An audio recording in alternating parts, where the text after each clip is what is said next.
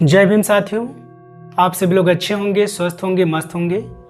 साथियों, आज हम सभी लोग बात करेंगे बोधिसत्व परम पूज्य डॉक्टर बाबा साहब भीमराव अंबेडकर के द्वारा रचित ग्रंथ द बुद्धा एंड हिज धम्मा पर। द बुद्धा एंड हिज धम्मा का हिंदी अनुवाद भगवान बुद्ध और उनका धम्म उपलब्ध है और जिसे हिंदी में अनुवाद किया है डॉक्टर भदंत आनंद कौशल्यान जी ने।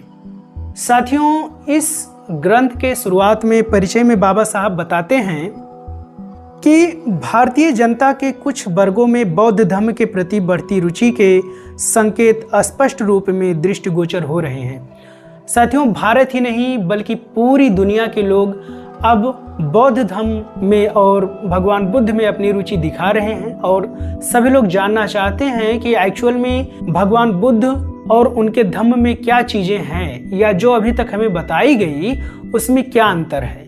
आगे बाबा साहब बताते हैं कि इसके साथ साथ एक और स्वाभाविक मार्ग भी उत्तरोत्तर बढ़ती जा रही है और वह है भगवान बुद्ध के जीवन और उनकी शिक्षाओं के संबंध में एक स्पष्ट तथा सुसंगत कथन की। बिल्कुल यह डिमांड है लोगों की और यह जानना चाहते हैं कि एक ऐसी ग्रंथ, ऐसी पुस्तक, ऐसा व्यवस्था हमें मिले जो बिल्कुल सुसंगत तरीके से भगवान बुद्ध और उनकी शिक्षाओं के बारे में हमें जानकारी दे सके। बाबा साहब आगे बताते हैं कि किसी भी अबौद्ध के लिए यह कार्य अत्यंत कठिन है कि वह भगवान बुद्ध के जीवन और उनकी शिक्षाओं को एक ऐसे रूप में पेश कर सके कि उनमें पूर्ण रूप से सब कुछ सुसंगत हो। बिल्कुल यह बहुत ही कठिन काम है कि हमें बिल्कुल सुसंगत तर्क पर आधारित वैज्ञानिक दृष्टिकोण पर एक्चुअल में भगवान बुद्ध ने जो चीजें, जो बातें हमें बताई हैं वो बिल्कुल सही और सटीक हमें मिल सके। निकायों के आधार पर भगवान बुद्ध का जीवन चरित्र सुसंगत रूप में लिखना केवल कठिन ही नहीं प्रतीत होता, वरन उनकी शिक्षाओं के कुछ भाग की सुसंगत अभिव्यक्ति और भी अधिक कठिन हो जाती है। बाबा साहब बताते हैं कि जो निकाय हैं जैसे विनय पिटक, इन सभी पुस्तकों ग्रंथों के आधार पर यदि हम सही तरीके से जानने का प्रयास करते हैं तो वह पूरी तरीके से सुसंगत नहीं होता है। यथार्थ में ऐसा कहने में कुछ भी अतिशयोक्ति नहीं होगी कि संसार के धर्मों के संस्थापकों में बुद्ध धर्म के संस्थापक भगवान बुद्ध के जीवन और उनकी शिक्षाओं को प्रस्तुत करने में अनेक समस्याएं उत्पन्न हो जाती हैं जो रहस्यमय न होने पर भी एकदम उलझन पैदा करने वाली अवश्य है। क्या यह आवश्यक नहीं कि इन समस्याओं का निराकरण किया जाए और बुद्ध धम्म के समझने के मार्ग को निष्कंटक किया जाए? क्या अब वह समय नहीं आ गया है कि बौद्ध जन उन समस्याओं को लें और उन पर सामान्य रूप से विचार विमर्श करें और वह इन समस्याओं पर जितना भी प्रकाश डाला जा सके उसे प्रकाशित करें? इन समस्याओं पर चर्चा को उत्प्रेरित करने के लिए यहाँ पर बाबा साहब कुछ घटनाओं को प्रस्तुत कर रहे हैं। पहली समस्या भगवान बुद्ध के जीवन की प्रधान घटना से संबंधित है। बुद्ध ने प्रव्रज्या क्यों ग्रहण की?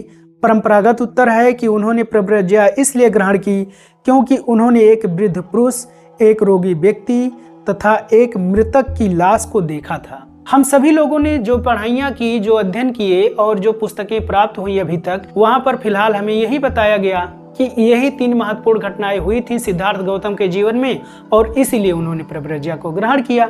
आगे बाबा साहब कहते हैं, स्पष्ट रूप से यह उत्तर बेतुका है। जिस समय सिद्धार्थ ने प्रव्रज्या ग्रहण की थी उस समय उनकी आयु 29 वर्ष की थी।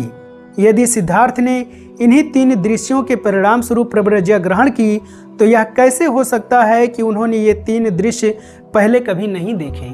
ये जीवन की ऐसी सामान्य घटनाएं हैं जो प्रतिदिन सैकड़ों की संख्या में घटती रहती हैं और सिद्धार्थ इससे पूर्व उन्हें देख पाने में असफल नहीं रहे होंगे। इस परंपरागत मान्यता को स्वीकार करना असंभव है कि 29 वर्ष की आयु होने पर सिद्धार्थ ने उन्हें पहली बार देखा। यह व्याख्या विश्वसनीय और तर्कसंगत नहीं है, किंतु यदि यह प्रश्न का उत्तर नहीं है तब यथार्थ उत्तर क्या है? बिल्कुल ये बहुत बड़ा सवाल है, बहुत बड़ा प्रश्न है जो बाबा साहब ने अपने इस ग्रंथ के माध्यम से लोगों से या समाज से या बुद्धिजीवियों के सामने रखा है कि अगर ये सही तर्क नहीं है तो एक्चुअल में क्या घटनाएं हुई थी। आगे बाबा साहब कहते हैं कि दूसरी समस्या 4 आर्य सत्यों द्वारा उत्पन्न होती है। क्या यह बुद्ध की मूल शिक्षाओं के ही भाग हैं? जीवन स्वभावतः दुख है, यह सिद्धांत जैसे बुद्ध धम्म की जड़ पर ही कुठाराघात करता प्रतीत होता है। जैसा कि हम सभी लोगों को बताया गया है 4 आर्य सत्यों के बारे में कि जीवन दुख है, तो उसी पर बाबा साहब आगे कहते हैं कि अगर यही 4 आर्य सत्य हैं तो यह बौद्ध धम्म की जड़ पर ही कुठाराघात करते हैं। यदि जीवन ही दुख है, मरण दुख है, पुनरुत्पत्ति दुख है, तब तो हर चीज का ही अंत है। ना ही धम्म और ना ही दर्शन व्यक्ति को इस संसार में सुख प्राप्त करने में सहायक हो सकते हैं। यदि दुख से मुक्ति ही नहीं है तो फिर धम्म भी क्या कर सकता है, और बुद्ध भी किसी आदमी को उस दुख से मुक्ति दिलाने के लिए क्या कर सकते हैं। ये बाबा साहब बिल्कुल सही और सटीक बता रहे हैं और पूछ भी रहे हैं लोगों से या बुद्धिजीवी वर्ग से कि अगर ऐसा है तो फिर भगवान बुद्ध ही आखिर क्या कर सकते हैं। जब सारा कुछ दुख ही है तो फिर धम्म ही क्या कर सकता है, दर्शन ही क्या कर सकता है, क्योंकि जन्म स्वयं ही सदा दुखमय है। ये 4 आर्य सत्य अबौद्धों द्वारा बौद्ध धम्म स्वीकार करने के मार्ग में बड़ी बाधा है, क्योंकि 4 आर्य सत्य आदमी को आशा से वंचित करते हैं। ये आर्य सत्य भगवान बुद्ध के धम्म सिद्धांत को निराशावादी सिद्धांत बना देते हैं। क्या ये 4 आर्य सत्य भगवान बुद्ध के मूल सिद्धांत के भाग हैं, अथवा ये बाद के भिक्षुओं द्वारा की गई अभिवृद्धि है? साथियों, बौद्ध धर्म में ये 4 आर्य सत्य मूल सिद्धांत के रूप में बताए जाते हैं। तो बाबा साहब ने कहा है कि क्या ये 4 आर्य सत्य भगवान बुद्ध के समय से हैं या फिर बाद के भिक्षुओं ने इसे अभिवृद्धि किया है। आगे बाबा साहब कहते हैं कि एक तीसरी समस्या का संबंध आत्मा, कर्म तथा पुनर्जन्म के सिद्धांतों से है। भगवान बुद्ध ने आत्मा के अस्तित्व से इनकार किया, लेकिन साथ ही उन्होंने कर्म तथा पुनर्जन्म के सिद्धांत का भी समर्थन किया है।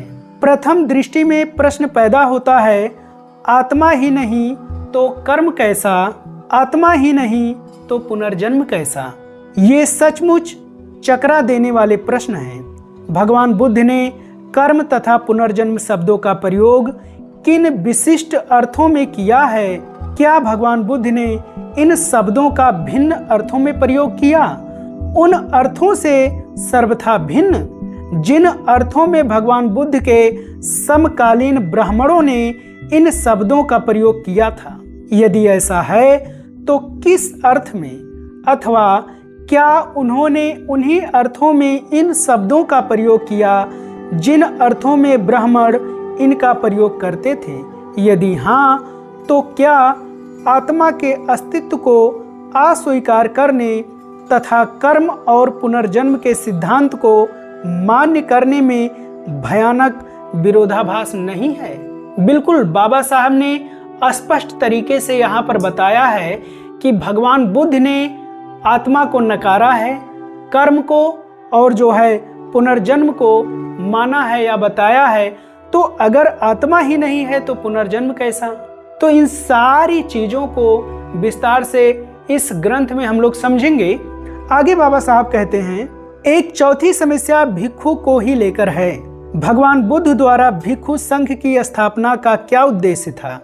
क्या उनका उद्देश्य एक परिपूर्ण मनुष्य का निर्माण था, अथवा उनका उद्देश्य ऐसे समाज सेवकों की रचना करना था जो लोगों की सेवा में उनके मित्र, मार्गदर्शक और दार्शनिक के रूप में समर्पित हों? यह अत्यंत महत्व का प्रश्न है। इस पर बुद्ध धम्म का भविष्य निर्भर करता है। यदि भिक्षु केवल एक परिपूर्ण मनुष्य मात्र है तो उसका धम्म प्रचार कार्य में कोई उपयोग नहीं, क्योंकि यद्यपि परिपूर्ण मनुष्य है तो वह एक स्वयं तक सीमित स्वार्थी आदमी ही है। दूसरी ओर यदि वह समाज सेवक भी है तो उससे बुद्ध धम्म भी कुछ आशा रख सकता है। इस प्रश्न पर केवल सैद्धांतिक सुसंगति के हित में ही नहीं वरन भावी बुद्ध धम्म के हित में भी निर्णय लिया जाना चाहिए। साथियों, परिचय में बाबा साहब ने उन तमाम बातों पर, उन तमाम तथ्यों पर पूरी तरीके से अपनी बात रखी है, चाहे वह सिद्धार्थ को प्रव्रज्या लेने के लिए जो बताया गया है, या फिर कर्म पुनर्जन्म के बारे में जो बातें बताई गई है, या फिर बौद्ध धम्म में जो है भिक्षु संघ की स्थापना क्यों हुई, इसके पीछे का क्या कारण था। तो साथियों, परिचय में बस इतना ही। बाकी आगे इस ग्रंथ के तमाम बिंदुओं पर हम लोग चर्चा करते रहेंगे। और आप सभी साथी यदि इस चैनल पर नए हैं तो प्लीज़ चैनल को सब्सक्राइब कीजिए, ताकि इस जर्नी में हम सभी लोग साथ मिल करके बौद्ध धम्म को और बाबा साहब को तथा भगवान तथागत गौतम बुद्ध को बारीकी से, अच्छे से, तर्क संगत तरीके से हम लोग समझ सकें। तो आप लोग चैनल को सब्सक्राइब करिए। वीडियो को अगर पसंद आता है तो लाइक कीजिए और अपने दोस्तों में, फैमिली मेंबर्स में, रिलेशन में शेयर करिए, ताकि सभी साथी बौद्ध धम्म की बारीकियों को और बौद्ध धम्म को अच्छे से समझें। जय भीम।